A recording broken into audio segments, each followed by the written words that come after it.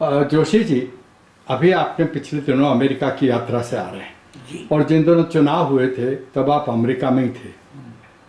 तो हम चाहते हैं कि जो आपका फर्स्ट हैंड एक्सपीरियंस है अमेरिका का और ख़ास करके ट्रंप के इलेक्शन का, उसके बारे में कुछ आप क्रमवार बताएं तो भारतीय दर्शकों को और हम लोगों को भी अच्छा लगेगा। रही जी, आपके दर्शकों और श्रोताओं को मेरी नमस्ते। आपने अमेरिका के राष्ट्रपति डोनाल्ड ट्रंप के बारे में पूछा है। संयोग से मैं पिछले वर्ष जब वो चुनाव लड़ रहे थे तभी मैं मौजूद था, और इस वर्ष जब वो पूरी तरह से शपथ लेकर के राष्ट्रपति बने और उन्होंने उनके कारनामे जो सामने आ रहे हैं उस समय भी मैं मौजूद रहा। यानी 6 महीने के गैप के बाद में फिर इस वर्ष अमेरिका गया, और ये आप कह सकते हैं कि 2024 और 2025 इन दोनों कालखंडों में ट्रंप साहब कैसे रहे ये मैंने देखा। देखिए, पिछले वर्ष का अगर हम लोग देख लें, पिछले वर्ष तो मैं बतला रहा था कि पिछले वर्ष 2024 में जब मैं वहाँ पहुँचा तो उस समय चुनाव बिल्कुल चरम पर था, चुनाव प्रचार। और जो ट्रंप साहब रिपब्लिकन पार्टी के थे और उनके विरुद्ध जो मुख्य प्रतिद्वंदी थी कमला हैरिस, वो डेमोक्रेटिक पार्टी की थी, और दोनों के बाद जबरदस्त प्रतिद्वंदी चल रही थी।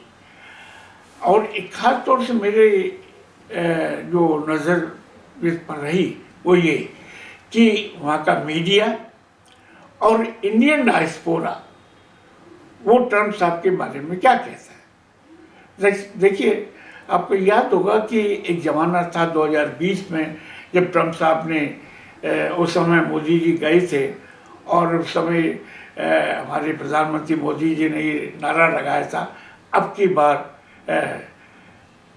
ट्रंप सरकार। ये किस्सा 2020 का है, लेकिन उस समय ट्रंप आपके बाइडन जो डेमोक्रेटिक पार्टी के थे उससे हार गई थी। और उस समय इसके बाद 4 साल के बाद जब 2024 आया तो उस समय देखा गया कि इंडियन डायस्पोरा क्या आज भी ट्रंप के लिए उतना ही दीवाना है जितना कि 2020 के समय था जब ये नारा लगा था अब की बार ट्रंप सरकार।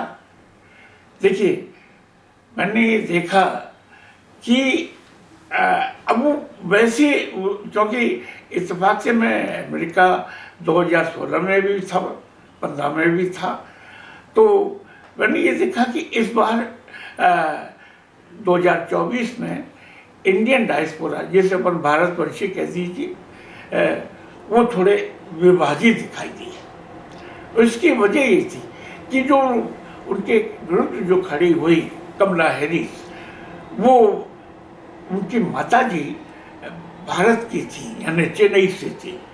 तो जाहिर है कि जो डायस्पोरा था तो ये पूरी तरह से एकजुट तो नहीं था उनकी ट्रंप साहब की पीछे।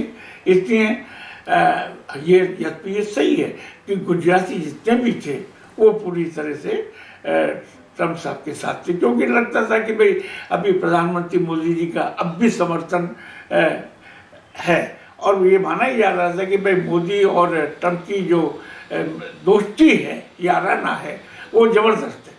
तो इस इम्प्रेशन में अभी कह सकते हैं कि 60-70% जो भारतवंशी थे उन्होंने ट्रंप साहब को भी वोट दिया, ऐसा हम मान सकते हैं।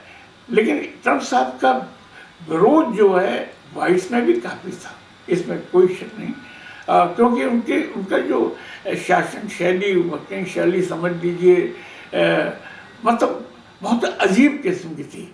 अभी मैंने एक सीनेटर बर्नी सैंडर्स की किताब ख़त्म की है और उन्होंने लिखा है कि अमेरिका के इतिहास में ट्रम्प सबसे खराब और खतरनाक राष्ट्रपति हैं, ये इम्प्रेशन तब से चला आ रहा है।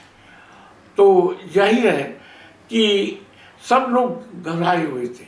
आपको शायद मैं श्रोताओं को याद दिला दूं कि 2014 में, सॉरी हाँ 2016 में जब पहली बार वो पहली पानी के लिए जब वो मैदान में उतरे थे, उस समय बड़े बड़े जो इंटेलेक्चुअल थे, हिस्टोरियन थे, प्रोफेसर थे, उन्होंने तो घोषणा की थी, भविष्यवाणी की थी एक तरह से कि भाई इनके खिलाफ महाअभियोग चलेगा और फिर निकाले जाएंगे। ये भी सच है कि महाअभियोग चल रहा, लेकिन मतलब ये कह सकते हैं कि इस्तीफा उन्होंने दिया नहीं। लेकिन 16 से और 20 के जो उनका कार्यकाल रहा वो काफ़ी कंट्रोवर्शियल रहा हर मामले में, क्योंकि इनकी यानी मूलतः में जो डोनाल्ड ट्रंप हैं वो मूलतः पॉलिटिशियन की जगह एक सफल बिजनेसमैन आप कह सकते हैं, बिल्डर कह सकते हैं। जो पॉलिटिशियन जो होना चाहिए, यानी रिपब्लिकन पार्टी में एक से एक अच्छे पॉलिटिशियन हुए हैं, तो लेकिन इनमें वो गुण नहीं थे। तो जो इनकी जो 4 साल का 16 से लेकर 20 तक का कार्यकाल काफ़ी कंट्रोवर्शियल रहा, उसके मद्देनज़र लोगों में था कि ये आदमी दोबारा नहीं आना चाहिए, और इनका काफ़ी विरोध हुआ, खासतौर से इंटेलेक्चुअल सर्किल में। लेकिन इन्होंने अच्छा फिर 2020 से और 2024 तक ये बाहर रहे सत्ता से, और वो डेमोक्रेटिक पार्टी के जो बाइडन थे, जो बाइडन, वो राष्ट्रपति बने। लेकिन इन 4 सालों में एक मानना पड़ेगा कि ये बड़ा जीवट के व्यक्ति हैं। इन्होंने इनके खिलाफ कई मुकदमे लगे, आज भी चल रहे हैं। अभी उनको थोड़ा सा ठंडे बस्ते में डाला गया है, लेकिन आज भी चल रहे हैं। लेकिन जबरदस्ती जिद्दी, हटीले और अपनी जिद के पक्के, इन्होंने ये ठान लिया था कि मैं हर मोर्चे पे लड़ूंगा, और ये मान के कह रहे थे कि मेरे चुनाव परिणामों को चुराया गया। यानी आप कह सकते हैं इन्होंने अपनी हार को स्वीकार नहीं किया और उसी को लेकर के, लेकिन इन्होंने एक कॉन्स्टिट्यूंसी बिल्डअप की, एक वो कॉन्स्टिट्यूंसी जो वाइट्स की थी और जबरदस्त ढंग से बनाई, जिसको कि एक अच्छी किताब है बड़ी, वाइट ट्रेश, हर एक को पढ़ना चाहिए। वो उसको साथ में रखा। इन्होंने एक ही बात उठाई कि हमें घुसपैठियों या इमिग्रेंट्स जिसको आप प्रवासी आप कह सकते हैं, कि बाहर के लोगों को यहाँ पर बुला करके डेमोक्रेटिक पार्टी ने स्थानीय लोगों यानी लोकल लोगों का जो रोजगार है वो छीना, और ख़ासतौर से IT क्षेत्र में। और ये मुद्दा जो है क्लिक कर गया, जबरदस्त ढंग से क्लिक किया।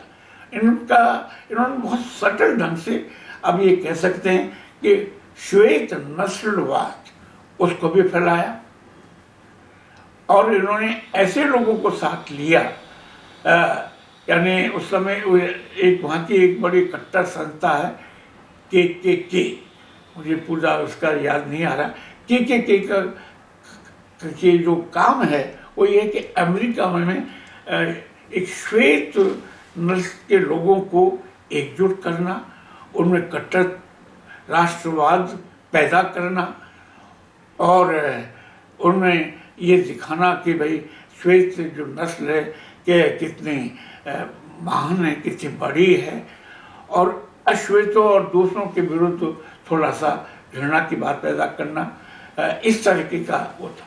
उसको इन्होंने ट्रम्प साहब ने अपनी तरफ लिया और बहुत अच्छा काम किया। नतीजा ये हुआ कि 2024 में जब चुनाव अभियान शुरू हुआ तो इन्होंने 2-3 मुद्दे जो थे, और खासतौर से इमिग्रेंट्स, घुसपैठिया, उन सब का मामला उठाया, और इन्होंने कहा कि हम किसी भी हालत में, अगर मैं राष्ट्रपति बनता हूँ, हम किसी भी हालत में हम घुसपैठियों को अमेरिका में रहने नहीं देंगे। जो अवैध ढंग के जो लोग हैं, चाहे वो किसी भी देश के हो, चाहे वो भारत के हो या चीन के हो या मैक्सिको के हो, ये उसको हम नहीं ले। दूसरी तब इन्होंने एक चीज़ पर और जोर दिया जो कि ध्यान देने वाली बात है, इस्लामिक फोबिया, इस्लाम का फोबिया, यानी ये जो मुस्लिम्स के खिलाफ वो 2016 से 20 के बीच में भी थे, इसके बाद फिर थे कि भाई ये मुस्लिम जो लोग हैं खासतौर से ये बड़े अवैध ढंग से अमेरिका के विभिन्न शहरों में रह रहे हैं और इनको निकालने की ज़रूरत है। तो इन्होंने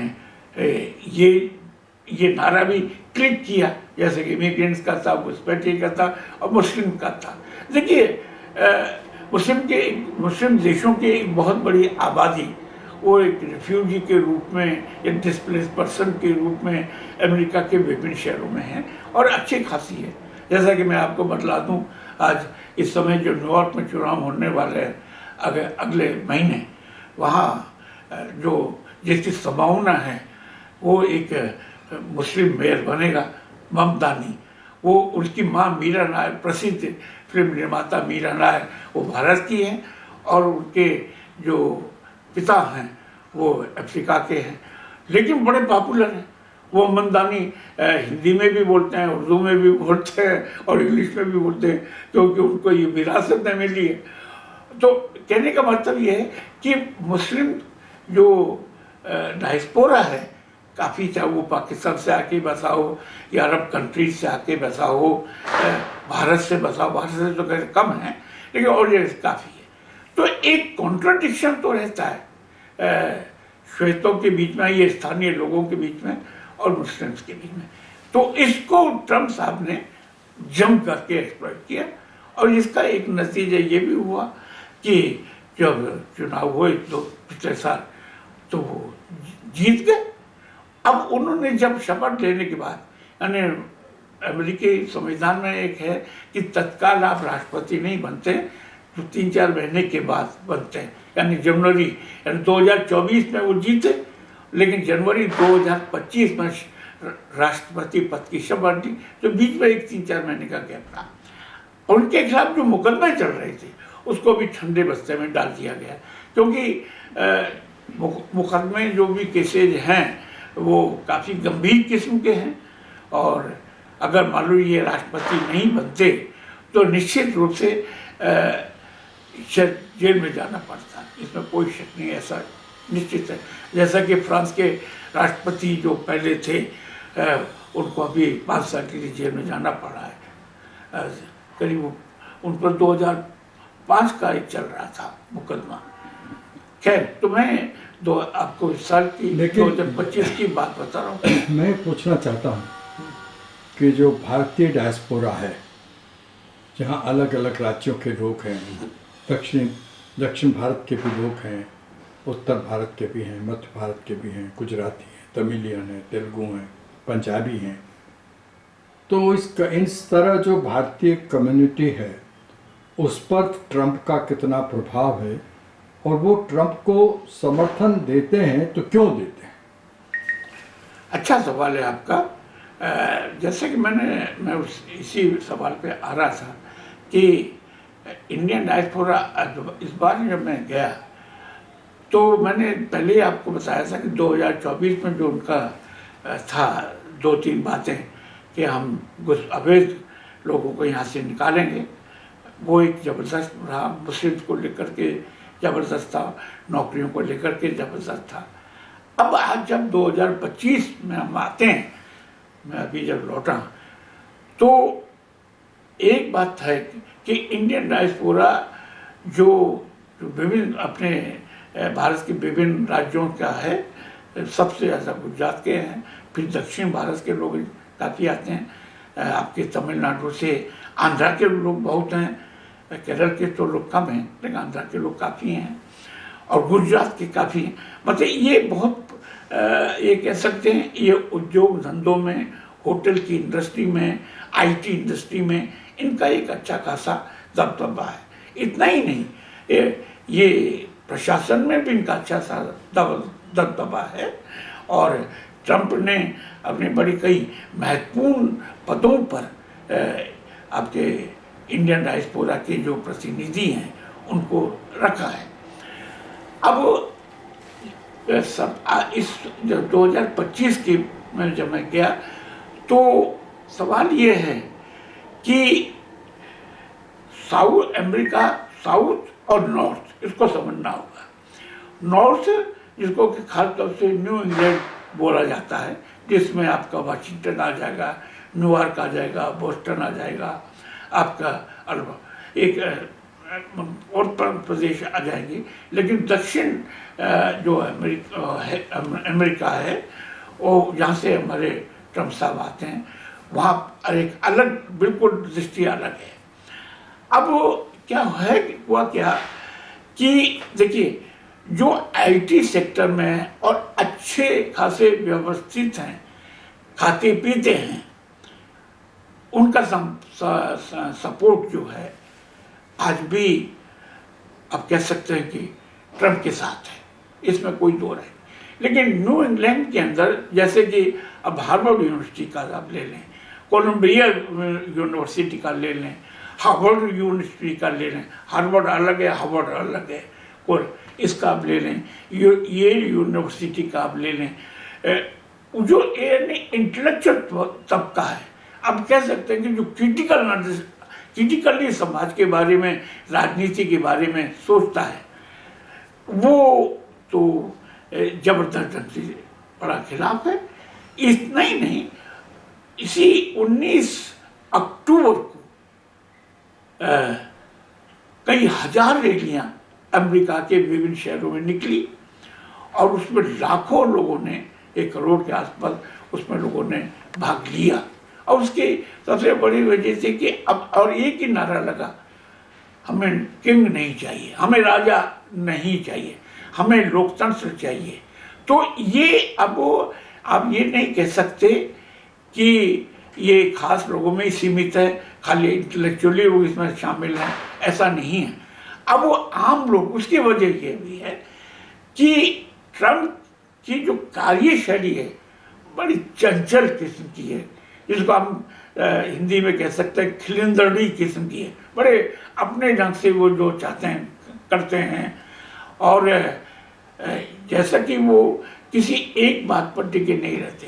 ताज़ा घटना ले रहे हैं H1B वीसा को लेकर के। पहले उन्होंने कहा कि साहब जो भी भारत से या सब और जगह से जो भी अमेरिका में काम करने आएगा आईटी सेक्टर में, उसको $1 लाख पर व्यक्ति तो सरकार को देना पड़ेगा।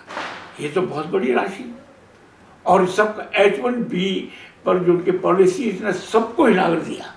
यहाँ इतना ही नहीं, अमेरिका के जो कॉरपोरेट सेक्टर है उसको भी हिला दिया। और तो नतीजा क्या हुआ कि आज तारीख है 22, कल उन्होंने 21 तारीख को अपनी ही पॉलिसी को उलट दिया, रिवाइज कर दिया कि नहीं, जिनके पास पहले से है और उनसे $1 लाख नहीं लिया जाएगा। तो ये जो मैं ये कह रहा हूँ कि उसमें एक चेंज आया, कई चीज़ों में वो चेंज आया। जैसे कि चीन और अमेरिका के बीच में अभी भी ट्रेड वॉर, टैरिफ वॉर, जैसे कि उन्होंने भारत के बारे में कह दिया। जो उनकी जो पॉलिसी सबसे बड़ी है कि वो एक नेता की तरह, ये राष्ट्राध्यक्ष की तरह व्यवहार न करके एक तानाशाह की तरह करते हैं। उसकी वजह जैसे कि उन्होंने भारत पर ये कह रहे हैं कि नहीं, आपको रूस से तेल खरीदने की आवश्यकता नहीं है, नहीं तो आप करेंगे तो हम आपको डबल आप पर टैरिफ थोपेंगे। अरे भाई, ये तो भारत जो है, ये कोई भी देश है, सॉवरेन कंट्री है, आप भारत पर अपनी बात कैसे थोप सकते हैं? हमें जहाँ अच्छा और सस्ता तेल मिलेगा उससे लेंगे, लेकिन सब वो चाहते हैं। और दूसरी कि आपने देखा कि पिछले दिनों जो वो हुआ ऑपरेशन सिंदूर भारत और पाकिस्तान के बीच में, अब उन्होंने कहा कि सब मैंने ये युद्ध रुकवा दी। भारत के बारे में मैंने 30-40 बार इस बात को कह दिया। इतना ही नहीं, उन्होंने कहा कि मैंने दुनिया में 8 युद्धों को रुकवाया है। अरे भाई गाजा को तो अब का तो, लेकिन उन्होंने बार बार इस बात को दोहराया यानी, और साथ ही उन्होंने कहा कि मुझे, चूंकि मैंने युद्ध रुकवाया है भारत पाकिस्तान के बीच, तो इसलिए नोबेल प्राइज मुझे मिलना चाहिए। तो ये जो उनकी कार्यशैली है, अपने को हर चीज में रखना, इससे क्या है कि वहाँ के लोग, वहाँ की जनता, चाहे वो वाइट हो, चाहे वो ब्लैक हो, चाहे वो ब्राउन हो, चाहे वो विदेशी हो, और अब उससे निराश होने लगी है। देखिए, याद रखिए 2024 में इसने एक नारा और उछाला था ट्रम्प साहब ने कि हम अमेरिका को फिर से महान बनाएंगे, यानी मेक अमेरिका ग्रेट अगेन। इससे तो अमेरिका महान नहीं बनने वाला। यानी जो अब लोगों की समझ में आ रहा है, यही वजह थी कि 19 अक्टूबर को जो रैलियां निकली उसमें आम अमेरिकी लोगों ने भाग लिया। उसमें चाहे वो इंडियन डायस्पोरा के लोग हों, चाहे चाइनीज डायस्पोरा के लोग हों, सब ने, क्योंकि सब इससे प्रभावित हुए। ये ठीक है कि हर राष्ट्रपति को या प्रधानमंत्री को अपने देशवासियों के हित अहित को ध्यान में रखना चाहिए, लेकिन यहाँ एक सबसे बड़ी समस्या ये भी मैं आपको बतलाऊं।